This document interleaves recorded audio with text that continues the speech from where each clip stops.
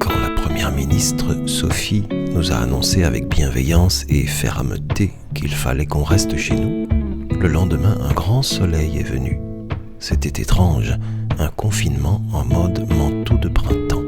Aujourd'hui, il y a de la brume, il fait humide, il fait calme.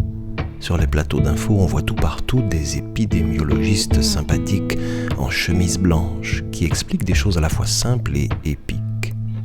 Hier après-midi, j'ai demandé à Maxime de nous parler de son intérieur Bible. Max est étudiant en fac de théologie à Le Saint-Pierre, dans la périphérie flamande de Bruxelles.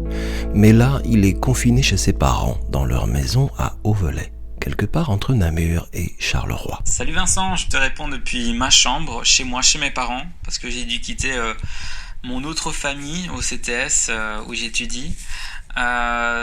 C'est vrai que c'est assez spécial comme ambiance, comme atmosphère, mais j'ai vraiment la paix avec Dieu.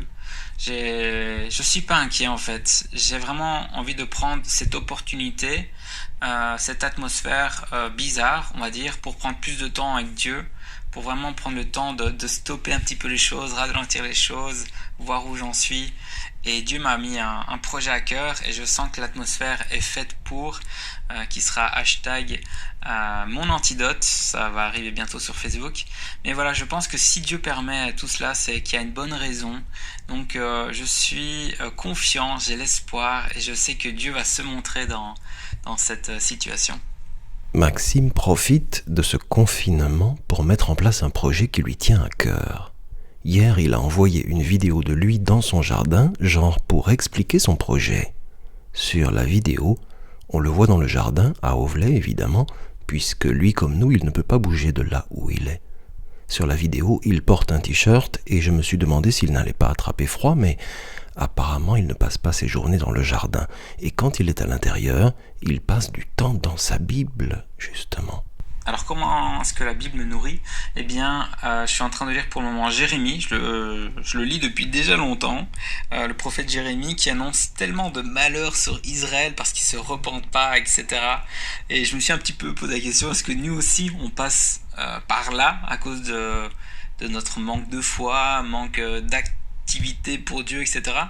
Et non, je pense vraiment qu'on est dans un temps de grâce où Dieu permet ça vraiment pour qu'il puisse se montrer. Alors, l'histoire de Jérémie, ça montre l'histoire d'un prophète qui annonce la bonne nouvelle, qui annonce quoi faire, qui annonce à chaque fois Dieu et le fait de ne plus aller vers les idoles. Et lui, il se fait à chaque fois rembrouiller, à chaque fois on ne veut pas l'écouter, on lui dit tais-toi, on veut le tuer, on veut le faire taire. Et j'ai l'impression que Dieu me parle en me disant, voilà, là, on va pas vouloir t'écouter, on va pas vouloir que tu parles de Dieu dans cette situation avec le coronavirus, mais tu dois quand même le faire comme le prophète Jérémie. Un verset particulier lui est venu à cœur quand je lui ai posé la question. Que fait-on quand on est confiné ? Quel sentiment, quelle position ? C'est là qu'il m'a parlé de la sentinelle. Être une sentinelle. Alors en fait, il y a vraiment un verset qui m'est revenu, c'est Ézéchiel 33,6. Si la sentinelle voit venir l'épée et ne sonne pas de la trompette, si le peuple n'est pas averti et que l'épée vienne enlever à quelqu'un la vie, celui-ci périra à cause de son iniquité. Mais je redemanderai son sang à la sentinelle.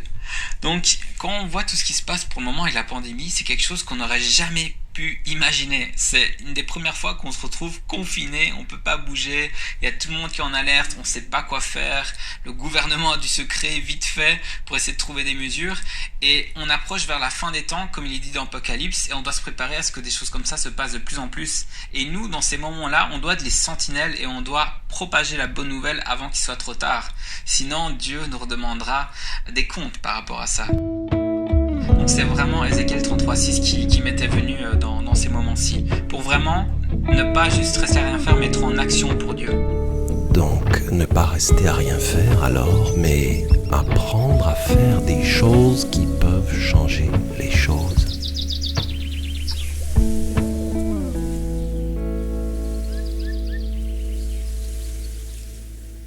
Attention, la Bible peut faire gravement du bien à la santé.